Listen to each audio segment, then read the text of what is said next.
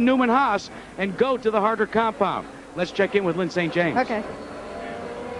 Lynn, go ahead. Yes, I'm down in Robbie Gordon's pit, and Robbie did change not only tires, but he also went to an alternative tire. He went now to the option tire, and you can see these are the tires that came off his car and how much graining there was.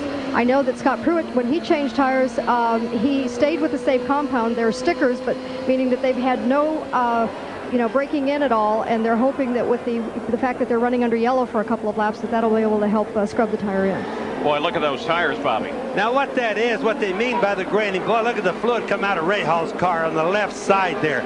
Now the question is that fluid or is that water? But I started to mention about the tires that you saw the picture of there. That graining problem they're talking about is rubber rolling. Over the years, many years, we've had that same problem. And remember, the tire compounds are made up like chemists, scientists making up things. Here's Rahal coming in for obviously that leak in his left side. But what happens when the tire rolls? When the tires roll like that, or when the rubber rolls, there is no traction. But the rubber is fast until it doesn't, so they try to stick with it. Yeah, and this is more serious. You heard Bobby Rahal shut the engine off as he rolled into the pits as well. He was up challenging in the top 5 throughout the early going here. So that means it was water that came out, that we were seeing coming out the left side of his car. Bobby Rahal of Dublin, Ohio. Of course, Raul Boesel, part of his team, so this whole team is out very early in the game. Bad day for them. So Bobby Rahal climbs out of the car, and the rest of the field circulates under the full course yellow with Al Unser Jr. out in front. Now coming up next, Jeff Gordon and the hottest drivers in auto racing speed off to South Carolina. From Darlington Raceway, it's the second challenge in the International Race of Champions. Right here after the conclusion of this run on Belle Isle. Next on ABC Sports. So under the second full course yellow of the day, and Bobby Rahal appears to have suffered his third DNF of the year. Let's go to Jack Arute. Well, Paul, this is the set of tires that came off your leader, Team Penske driver Al Unser Jr. But take a look at this tire here. You remember the close quarters racing you were calling for the lead when he and Michael Andretti charged into a corner together? There's the gouge that came out of the tire when they came into contact with each other. The yellow, very fortuitous for Al Unser Jr. All right, so the tactics are split now as we take a look at where they were before they went into the pits, and Paul Tracy's team did a good piece of work for him, getting him ahead of Michael Andretti on the pit stop. Now, Emerson Fittipaldi hasn't gone into the pits, so that's a little bit misleading. He stayed out, one of two, the other being Andre Ribeiro, who currently runs in 6th place behind Robbie Gordon. So the Penske team has split their tactics as we're ready to go back to green. And the leaders, Tracy and Al Unser Jr. got a jump on the field coming back to green. Boy, I'll say everyone else seemed to be half asleep back there. You have to do it. If the leader doesn't take off, I'm surprised that Michael didn't get on a little bit earlier. Not like Michael. But the leader has to get on it. Otherwise, second place has got him. And that's Tracy, who's really moving today. You got a glimpse there of Scott Pruitt on the move as he darted inside. Also, Carlos Guerrero was able to move inside of Hero. Those moves back in the field as the top of the order is Unser, Tracy, Andretti, Fittipaldi, and Gordon.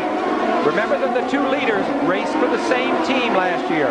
Look at Gugelmin. Gugelmin comes alongside Ribeiro. There's a place where it narrows up, though. You see, he had no choice. He could get alongside, but the road narrows right up there. Ribeiro doing a fine job in the Tasman car this year. Honda engine, Firestone tires, rookie driver. Good combination. Just ahead of Ribeiro is Scott Pruitt, who was able, in fact, to get around him and move into 6th place, snatching 6th away from Ribeiro. Now Gugelmin would like to take a position on him. Gugelmin had a very hot start and was in the championship hunt early in the year, but he has fallen steadily in terms of his placings. He hasn't had the good placings this part of the season that he had at the beginning. And as you watch this, you need to be aware, we're looking at the serial scoring of Andre Ribeiro from the start, lap 4, lap 8, 12, and so on. While you see Gugelmin in that, remember he had that confrontation in the pits that Jack reported, and as a result is not running on the lead lap, just trying to get back up through the field. Let's go pit side. Robbie Gordon, he's fallen back through the order, now in 5th. Lyn St. James, any idea what his problem is? Well, right now they're saying basically it is tires, but you know, it has to do with the chassis setup. We got to be careful here that we're not just causing all this on tire wear. They take a certain chassis setup. They thought Robbie had oversteer, And now, of course, with the tire wear, he's got severe understeer. So that's what's going to cause the tires also to grain, is the fact that the car's got so much push. So it has a lot to do with balancing the chassis setup with the tires, and I don't think the Walker crew had that handled today. Well, as we watch him right now, in fact, Scott Pruitt is lined up just behind him and really beginning to work him hard. That 2 car, the red and white car, is Emerson Fittipaldi running in 4th place just ahead of them. It's been very tough driving this race for Robbie Gordon because, of course, he was on the pole and he's been passed by so many cars. I think he showed great maturity in not letting the emotion of having been passed by so many guys get to him. He has made no mistake. He's driven very well in a car that obviously, as Lynn points out, may not be ideally suited to the conditions. No major move down in the order below 7th place. Jack Villeneuve, within the first laps, was able to move up a single position and get around Fernandez. Teo Fabi rounds out the top 10. Bobby Rahal is out, and Jack Arute is with him. Well, Paul, we talked about the altercation that took place with Mauricio Gugelmin. Well, Rahal was the other recipient, and it kind of tore your car up big time. Yeah, we were pulling out, and I didn't really even see him. I just felt this thud on the right side or the left side of the car, and I was pulling out of the pits, and it just put a hole in the radiator, and so all the fluid's leaking out. First account of how difficult it is to pass today out there. Do you really have to take a lot of chances, Bobby? Well, it's if the car's working, and the other guy isn't, you can get a run at him. Of course, he doesn't have to move very far to keep you from passing. Blocking, there's some very novel lines out there right now, but it's tough. Pit work's going to make the difference. The one thing they say, Paul, is the pit road is the widest place here at Detroit, and that's where you might have to make the pass for the win. Bobby Rahal has more all-time starts than anybody else competing at this point, 203. Yeah, and it was also very interesting between the same team, the Carl Haas Paul Newman team, between Tracy and Andretti. Andretti was in 2nd. They both came in the pits. Tracy came out ahead, same pits, and beat Michael by quite a bit. You saw earlier Eddie Cheever almost got run over by Alessandro Zampedri. Lynn St. James, any idea what happened there? Well, we're here with Eddie Cheever, and he's going to tell us what he knows.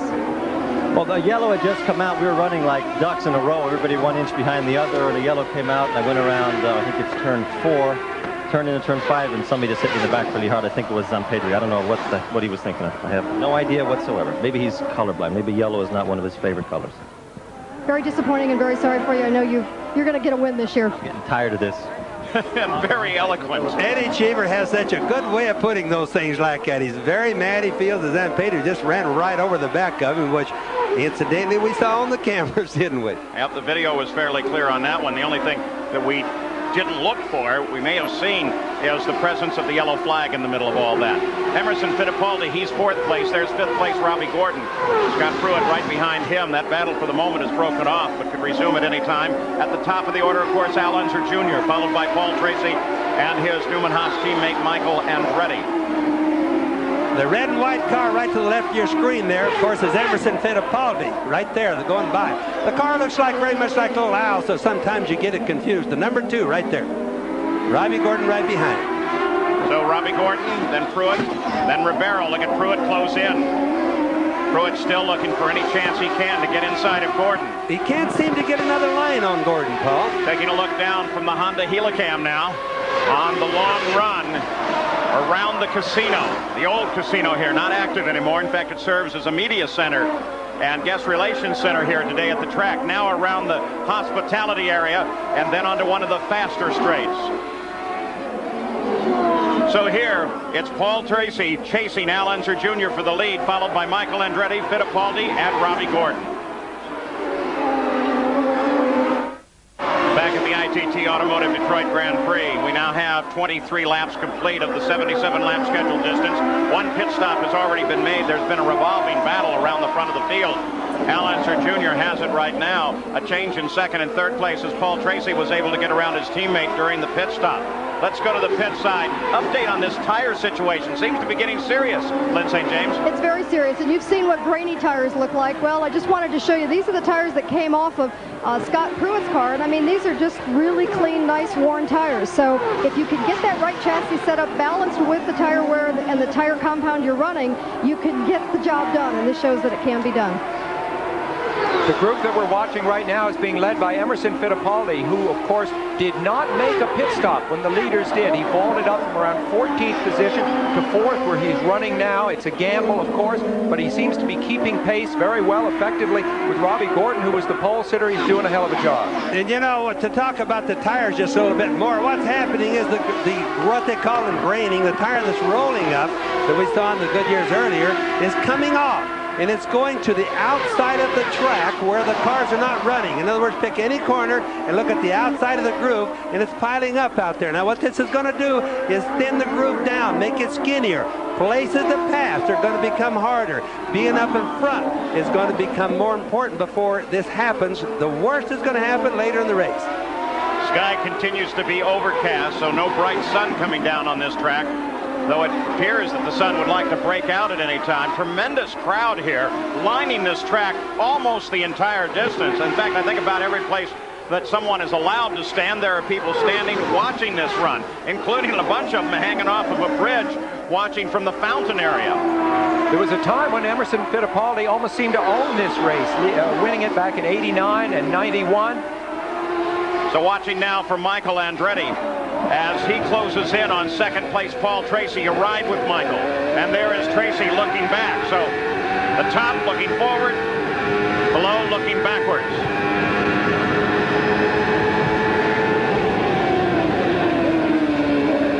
Of course, Paul Tracy on the bottom is in second place. Michael Andretti is third. Al Unser Jr. is up ahead in first. And again, these are teammates, come out of the same stable.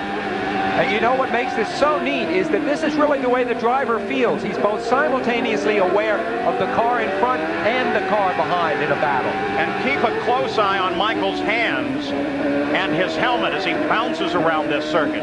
Give you a good idea how really rough it is.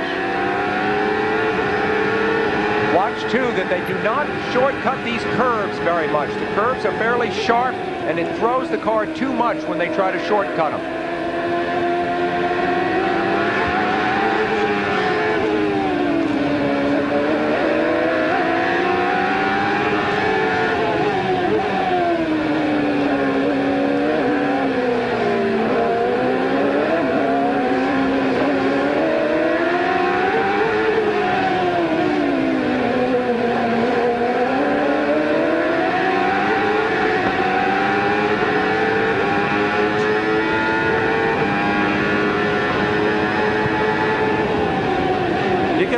Cutting across those white lines. Some of those white lines were the old white lines from a year ago or so. You can see where they've widened the track from that. Look how close. Paul Tracy from Michaels, there you see how close he gets to the wall sometimes. Now sometimes these cars clip the walls a little bit. Then it sometimes bends the rear suspension and puts them out of the race. Ongoing battle for second place between Tracy and Michael Andretti. Al Unser Jr. is the leader. Emerson Fittipaldi runs in fourth place. He's now gone 26 laps without a stop. That's what's keeping him up at the top of the order. So both Fittipaldi and Ribeiro, about any time, ought to be making that decision, depending on how much of advantage they got during the yellow, of heading for the pits. And what Emerson and his crew are gambling on, of course, is they needed to get by a whole bunch of cars, not make the pit stop. They need another yellow right now.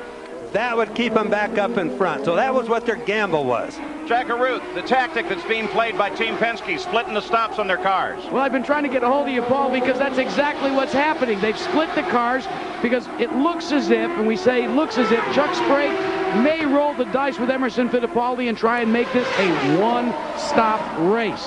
They expect to come in no earlier than lap 36. If they can pull off lap 36, check how much fuel they've got, they might run the gamble and the risk and try and make it a one-stop event. So Fittipaldi would like to stay out another 9 laps as we look for Emerson Fittipaldi, and we keep an eye on this battle for second.